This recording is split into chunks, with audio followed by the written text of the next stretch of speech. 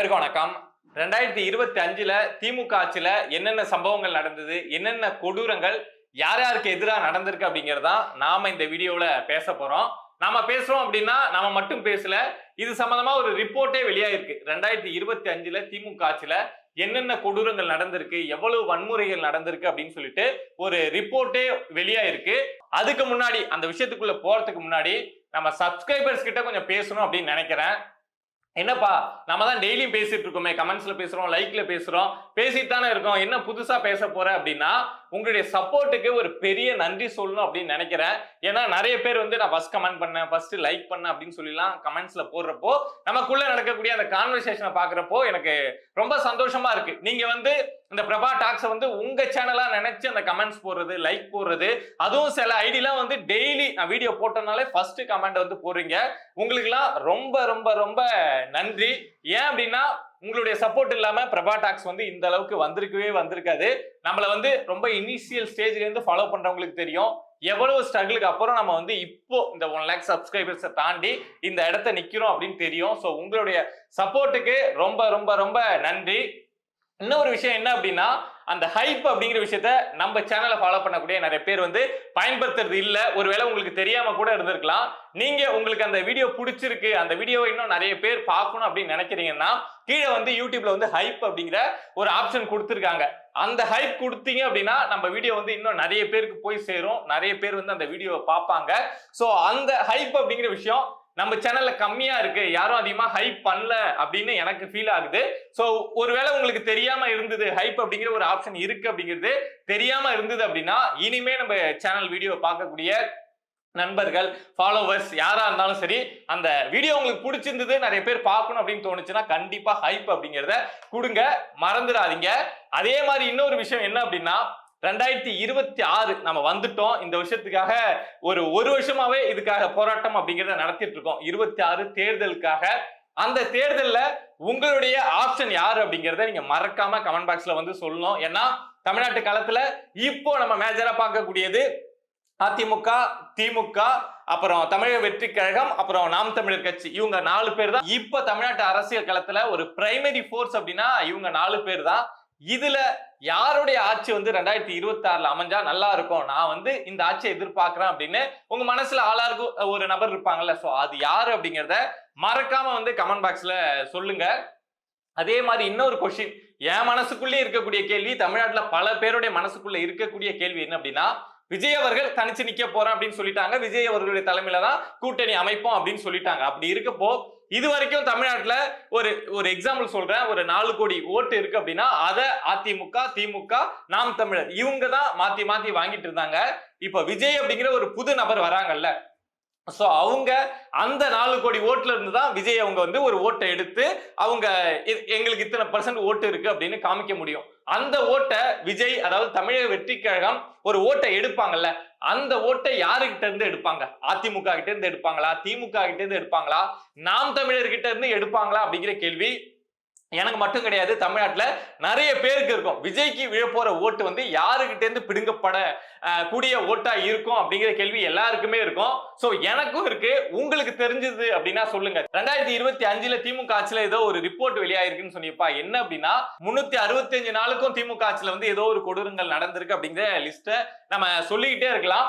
But நாம first விஷயம் இப்போ ரீசெண்டா நடந்ததுல, இந்த மழை காலத்துல நடந்ததுல அந்த விஷயத்துக்கு திமுக ஒரு சப்ப கட்டுக்கட்டினாங்கல்ல, அதை வந்து நம்மளால ஏத்துக்கவே முடியல. என்ன அப்படின்னா டெல்டா மாவட்டங்கள்ல விவசாயிகள் வந்து பெரிய அளவு திமுக ஆட்சியில பாதிக்கப்பட்டாங்க. பல 100 ஏக்கர், பல 1000 ஏக்கர் வந்து நெல் வந்து நிலத்திலேயே வீணா போச்சு. விளைஞ்சு நின்ன நெல் வந்து நிலத்திலேயே வீணா போச்சு.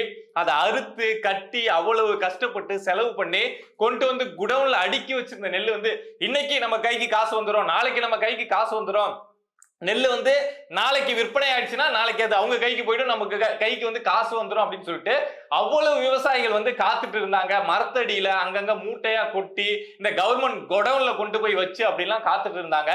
ஆனா அவங்களுடைய நெல் எல்லாமே முளைச்சு போன சம்பவம் அப்படிங்கிறது பார்த்தோம். ஒரு 3 மாசம் கஷ்டப்பட்டு அந்த ஒரு அரை மணி நேரத்துல அந்த ப்ராசஸ் முடிஞ்சிருந்தது அப்படின்னா அந்த நெல்லு கவர்மெண்ட் கைக்கு போயிருக்கோம், இவங்க கைக்கு காசு வந்திருக்கும்.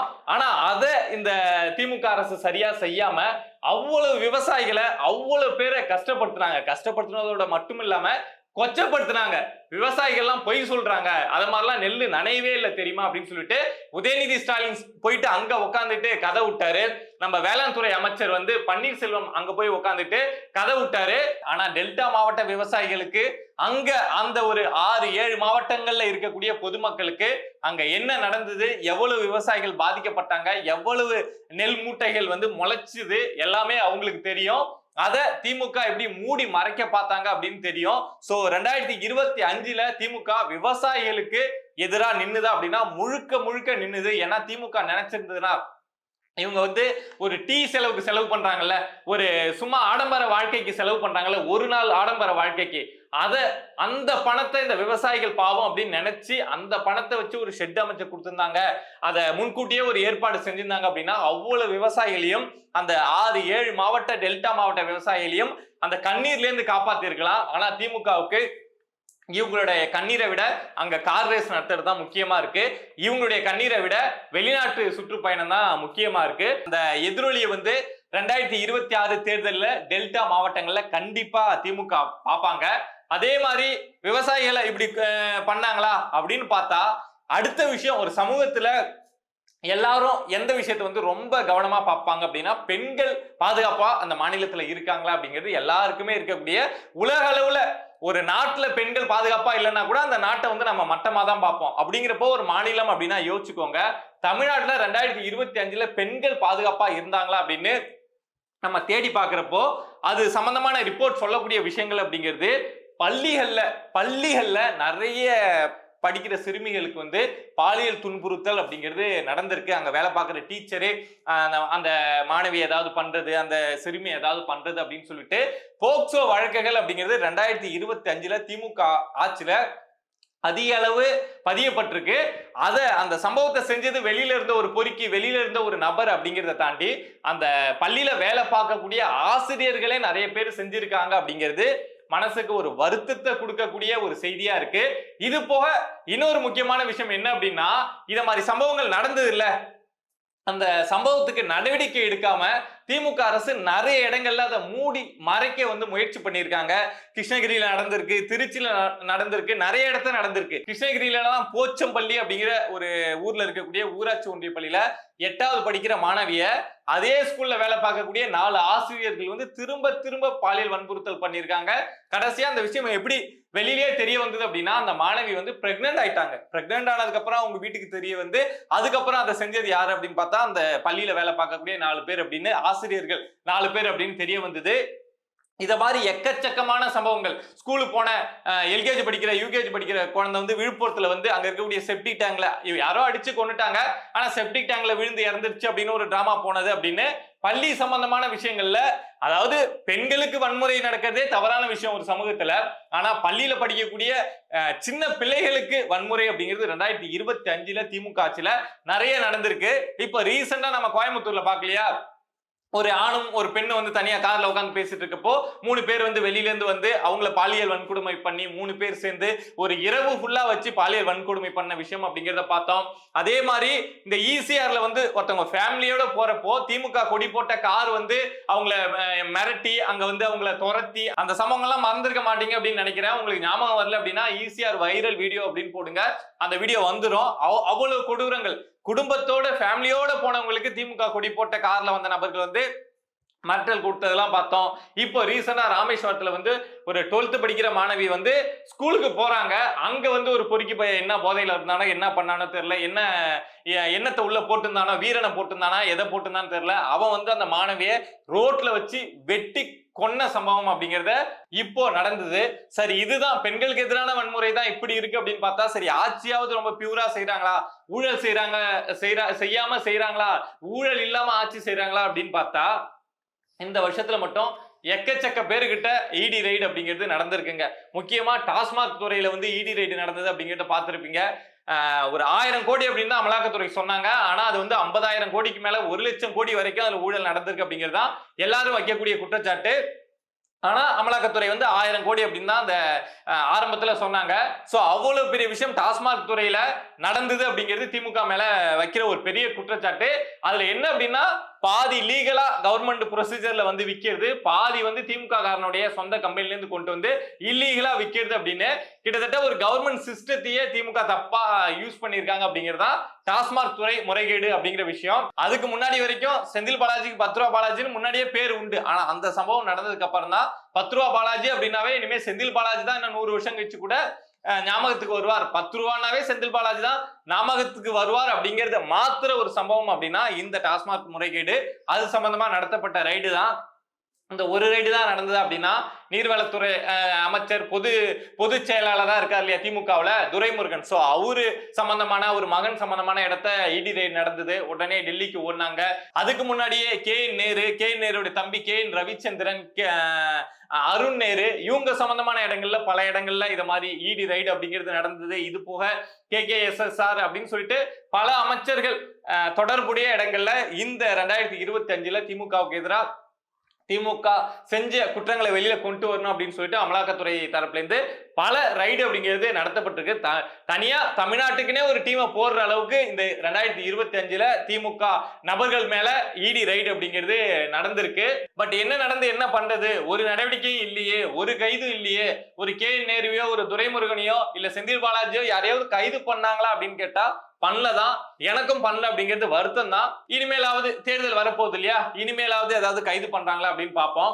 அதே மாதிரி ஒரு முக்கியமான விஷயம், நிறைய விஷயங்கள் இதை மாதிரி நீங்க திமுக ஆட்சியில எடுத்துக்கிட்டீங்கன்னா போராட்டம் நடந்தது, போராடாத துறையே இல்லைன்னு சொல்லலாம். அந்த அளவுக்கு போராட்டம் அப்படிங்கிறத நடத்திட்டாங்க. பாதிக்கப்படாத ஒரு மக்களே இல்லை அப்படின்னு சொல்லலாம். ஒரு கிராமத்துல இருக்கிற வரைக்கும் எல்லாருமே இந்த திமுக ஆட்சியில பாதிக்கப்பட்டாங்க தான். அது நீங்க யோசிச்சு பாத்தீங்கன்னா உங்களாலேயே புரிஞ்சுக்க முடியும். ஆனா இந்தியாவே அதிர வச்ச ஒரு விஷயம், இந்த உடல் உறுப்பு திருட்டு அப்படிங்கிறது உலகம் முழுக்க வந்து ஒரு பெரிய தண்டனைக்குரிய ஒரு குற்றம். அந்த குற்றத்தை திமுக நபர் அவங்களுடைய மருத்துவமனையில செஞ்சிருக்காங்க. பாதிக்கப்பட்ட பெண்களே வந்து இத மாதிரி என்னுடைய கிட்னியை இப்படி ஏமாத்தி எடுத்துட்டாங்க அப்படின்னு சொன்னதுக்கு அப்புறம் கூட இந்த திமுக அரசு யார் மேலேயும் எந்த நடவடிக்கையுமே எடுக்காம இருந்தது. கிட்டத்தட்ட மனுஷனை வந்து அவனுடைய உடல் உறுப்பே எடுத்து விற்கிற வேலையை கட்சிக்குள்ள இருக்க நபர்களே செய்யறாங்க. அது இந்த அரசுக்கு தெரிஞ்சும் பாதிக்கப்பட்டவங்களே இதை மாதிரி நடந்துருச்சுன்னு வெளியில வந்து சொல்லியும் 4 மாசம் வரைக்கும் அந்த வழக்கு சம்பந்தமா FIR அப்படிங்கிறத போடாம வச்சிருந்தாங்க. அதுக்கப்புறம் நீதிமன்றம் வந்து இவங்களை தலையில கொட்டி ஏன் என்ன FIR போடாம இருக்கீங்க அப்படின்னு கேட்டு புதுசா ஒரு SIT ஃபார்ம் பண்ணி கேள்விகள்லாம் கேட்டதுக்கு அப்புறம் தான் ஒரு 2 பேரை வந்து ஃபர்ஸ்ட் ஃபார்மாலிட்டிக்காக அரெஸ்ட் பண்ணாங்க. சோ அந்த விஷயத்தெல்லாம் தோண்டி எடுக்க போனாங்க. யாருக்கு அந்த கிட்னி மாற்று அறுவை சிகிச்சை நடந்திருக்கு, யார் அதை பண்ணா, எந்த மருத்துவமனையில நடந்தது, யார் அதை வாங்கினா அப்படிங்கிற விஷயத்தெல்லாம் தோண்டி எடுத்தாங்க அப்படின்னா திமுகவுல அந்த மேல இருக்கக்கூடிய நபர்கள் இருக்காங்க இல்லையா, இந்த மருத்துவத்துறையில வந்து தப்பே நடக்காத மாதிரி பேசிட்டு இருக்காரு இல்லையா மா சுப்பிரமணியம் அவரெல்லாம் நம்ம வெளியிலேயே பார்க்க முடியாது. அவர் பண்ணியிருக்கக்கூடிய குற்றத்துக்கு இந்த மாதிரி குற்றத்துக்குலாம் பெரிய தண்டனையா இருக்கும். அவர்லாம் உள்ள போனாரு இத மாதிரி வழக்குல அப்படின்னா ஆயுசு முடிகிற வரைக்கும் வெளியிலேயே வர முடியாது. அந்த அளவுக்கு குற்றத்தை செஞ்சுட்டு மா சுப்பிரமணியம் பேசுறப்ப மட்டும் அப்படியே யோக்கிய மாதிரி பேசுவாரு. 0% கஞ்சா அப்படிங்கிற மாதிரி ரொம்ப யோகிய மாதிரி பேசுவாரு. தமிழ்நாட்டு அரசு மருத்துவமனைகள்ல இத மாதிரி பல 100 சம்பவங்கள்ல சொல்லலாம். அங்க சரியா வந்து ட்ரீட்மெண்ட் கொடுக்காததுனால, ஊசியை மாத்தி போட்டதுனால அப்படின்னு சொல்லிட்டு எவ்வளவோ பேர் இறந்திருக்காங்க. கர்ப்பிணி பெண்களுக்கு செவிலியர்கள் வந்து டெலிவரி பார்க்காம அங்க இருக்கக்கூடிய தூய்மை பணியாளர்கள் பார்த்த வீடியோஸ் எல்லாத்தையுமே நம்ம பார்த்திருக்கோம். இத மாதிரி 2025 அப்படிங்கிறது இன்னும் இருக்கு. அப்படி அந்த லிஸ்ட் வந்து ரிப்போர்ட் வந்து இன்னும் பெருசா போயிட்டே இருக்கு, முடியவே முடியாது போல. சோ அத மாதிரி திமுக ஆட்சியில 2025 எவ்வளவோ விஷயங்களை பார்த்துட்டோம், அனுபவிச்சுட்டோம், கஷ்டம் அப்படிங்கிறத பட்டுட்டோம். சோ இன்னும் ஒரு 2-3 மாசம் தான் இருக்கு. 2026 முடிவிலையும் போயிட்டு இத மாதிரி 2026 இவ்வளவு நடந்தது அப்படின்னு புலம்பாம 2025 விட 2026 கம்மியா தான் நடந்திருக்கு அப்படின்னு பேசுறதுக்கு ஒரு வாய்ப்பை ஏற்படுத்துங்க. அதாவது ஒரு ஆட்சி மாற்றத்தை உருவாக்குனீங்க, ஒரு நல்ல தலைவரை உருவாக்குனீங்க அப்படின்னா அடுத்த வருஷம் நம்ம பேசுறப்போ 2025 விட 2026 வந்து தமிழ்நாட்டில் குற்ற சம்பவங்கள் குறைஞ்சிருக்கு, வன்முறை குறைஞ்சிருக்கு, பெண்களுக்கு எதிரான வன்முறை குறைஞ்சிருக்கு, பெண்கள் பாதுகாப்பா இருக்காங்க, அரசு மருத்துவமனைகள்ல நல்ல ட்ரீட்மெண்ட் கிடைக்குது அப்படின்லாம் 2027 இல்ல 2026 எண்டுல நான் பேசணும் அப்படின்னு நினைக்கிறேன். அதுக்கு நம்ம எல்லாம் செய்ய வேண்டியது என்ன அப்படின்னா ஒரு சரியான தலைவரை, ஒரு நல்லாட்சி கொடுக்கக்கூடிய தலைவரை நாம வந்து சூஸ் பண்ணுவீங்க அப்படின்னு நினைக்கிறேன். இத மாதிரி நம்மளை சுத்தி நடக்கக்கூடிய விஷயங்களை நீங்க தெரிஞ்சுக்கணும் அப்படின்னு நினைச்சீங்கன்னா மறக்காம பிரபா டாக்ஸ் சேனலை சப்ஸ்கிரைப் பண்ணி சப்போர்ட் பண்ணுங்க. நன்றி.